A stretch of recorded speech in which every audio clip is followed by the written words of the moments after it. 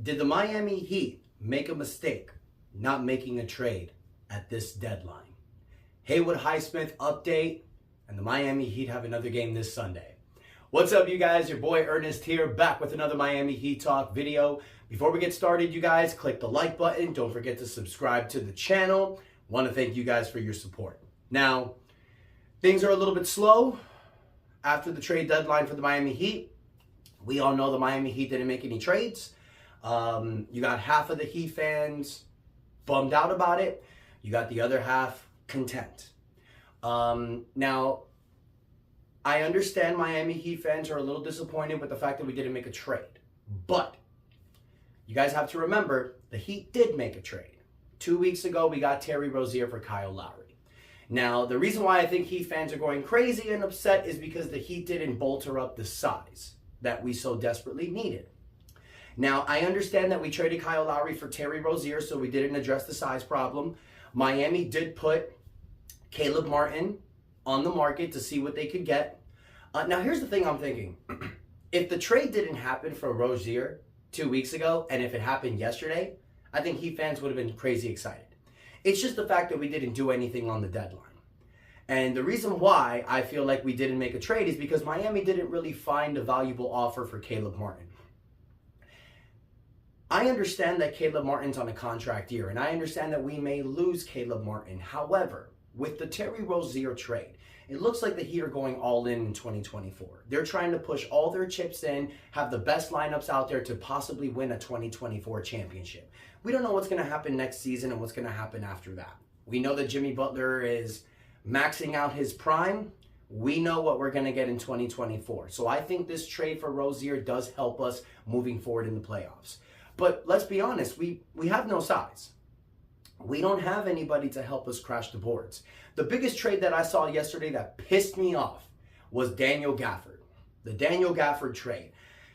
There was no inclination that Miami made an offer. I don't even know if Miami and Washington talked about Daniel Gafford. But Daniel Gafford would have been the perfect guy to bring on this team.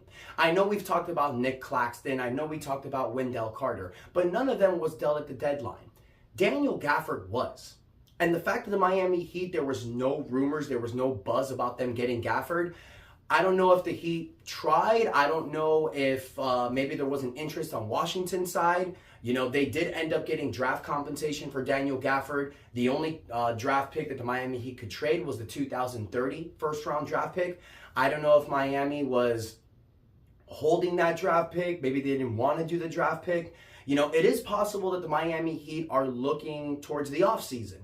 Because once the season is over, you guys, Miami is allowed to take the 2024 draft pick and the 2030 draft pick, attach that with some contracts, and maybe get a huge splash in the offseason. We know that the Miami Heat is always hunting for whales. Pat Riley is always hunting for whales. But by hunting for whales, does it hamper this team?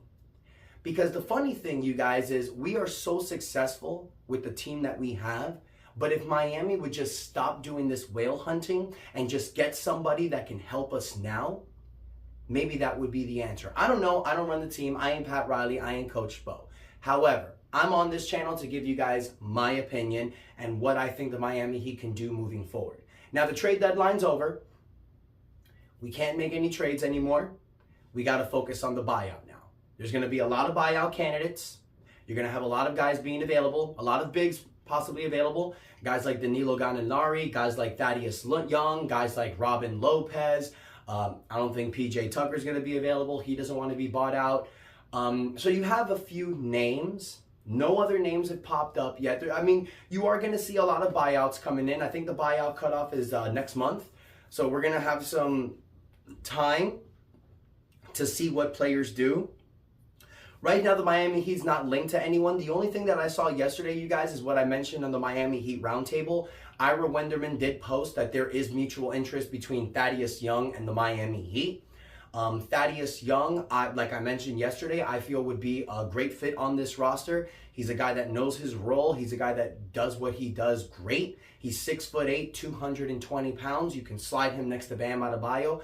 I just don't think he's a starting power forward. I still prefer Caleb Martin over Thaddeus Young, but it just gives you another big body, you know, kind of like what we did last year in the buyout market, getting Kevin Love and Cody Zeller. That's what I think the Heat are going to do. We have a roster space, so we can definitely pick up someone to bolster up some size. Let's see what happens, because that's really what Miami Heat's going to have to focus on now. You have one roster spot left. That buyout candidate that you sign has to be someone that can help. That's why I'm not a fan of bringing in PJ Tucker. You bring in PJ Tucker, he's barely going to play. If he gets bought out, I still don't think it's not going to happen. So the Miami Heat are going to have a lot of options. It's going to be interesting to see what the Heat do moving forward. But it's like I've said earlier, you guys, on the video after we defeated the San Antonio Spurs. The Miami Heat has their roster. We have our front nine moving forward. The best 9 players. You're starting Bam Adebayo, Caleb Martin, Jimmy Butler, Tyler Hero with Terry Rosier. You got Jaime Jaquez, Duncan Robinson, Josh Richardson, and Kevin Love coming off the bench. Does that fix the size issue? No. But those are our best 9 players. And then we'll see what we do in the buyout. I wish Spo would have more confidence for Nikola Jovic. Nikola Jovic would be the perfect power forward next to Bam. We've seen it in the past. We've seen the dynamic that these two have offensively. It's just defensively, Nikola Jovic can't do it. Nikola Jovic can't give us what we need defensively in the starting unit, especially if you're starting Tyler Hero and Terry Rosier. You're already lacking defense in the backcourt. That's the reason why Spo has started Highsmith.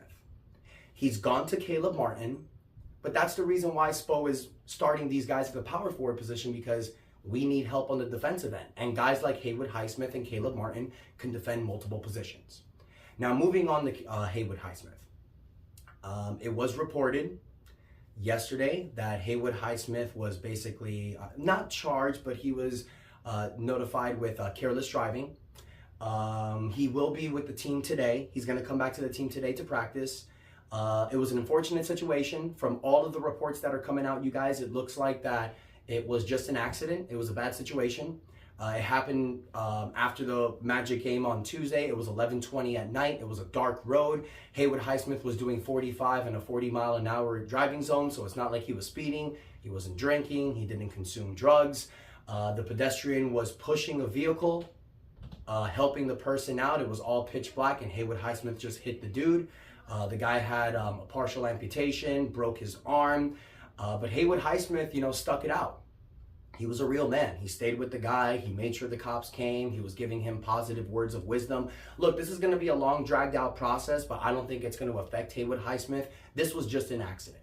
It was just an accident. Bad situations happen sometimes in life. It is what it is. I do feel that the Miami Heat organization and Haywood Highsmith are going to take care of that kid and his family. It's a very unfortunate situation. I do wish nothing but the best, not only for the family that was involved, but for Haywood Highsmith, because I know something like this is going to get in his head. I know something like this is a really bad situation for him. So I just hope that when he's surrounded with his teammates, they can spread some love and positivity and get his mind right. We got a game coming up against Boston on Sunday. So Miami Heat need to get this right. And it's great that we've had all this time off. Prepare for Boston. This is a battle on Sunday.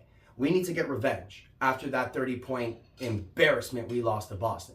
Miami needs to show not just Boston, but the world that they can still compete with the Boston Celtics. So I'm excited for this game on Sunday. I know the Super Bowl's on Sunday, but I'm watching the Heat versus Celtics.